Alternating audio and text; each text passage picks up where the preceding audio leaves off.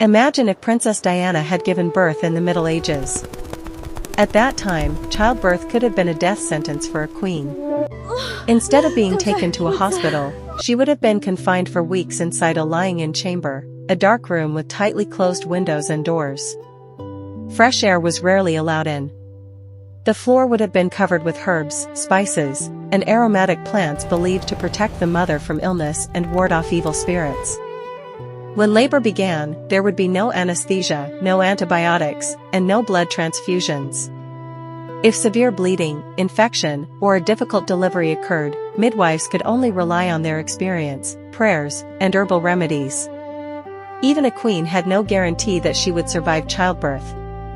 What is even more shocking is that she would not have given birth alone.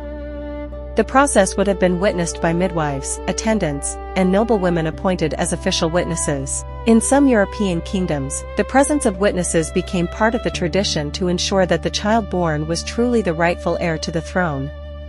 The birth of a future monarch was no longer a private moment for a mother, but a matter of the entire kingdom. If the baby was a boy, church bells would ring and great celebrations would follow. But if the child was a girl, the announcement was often much more modest because she was not considered the primary successor to the throne. After giving birth, the suffering was not over.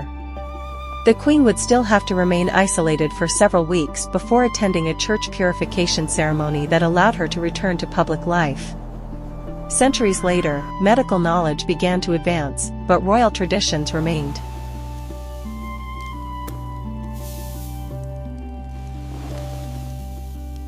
Queen Elizabeth II gave birth to all four of her children inside royal residences. Prince Charles was born at Buckingham Palace in 1948, followed by Princess Anne in 1950, Prince Andrew in 1960, and Prince Edward in 1964.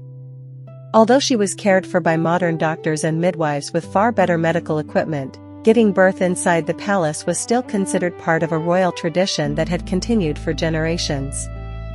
It was not until the early 1980s that this tradition began to change. Fortunately, this was not the reality Princess Diana experienced.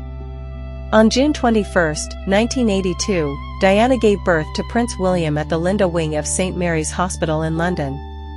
2 years later, she gave birth to Prince Harry at the same hospital. Her decision made Diana the first Princess of Wales in generations to give birth to a future heir in a hospital rather than inside a royal palace. With the help of specialist doctors, modern medical equipment, pain relief, and sterile procedures, the chances of survival for both mother and baby were far greater than they had been for queens in the Middle Ages. Although millions of people waited for the births of her two sons, Diana did not have to face the terrifying realities of childbirth experienced by queens centuries earlier. The passage of time transformed one of the most dangerous moments in a woman's life into a much safer experience. Yet one thing never changed: when a royal heir was born, the entire world watched.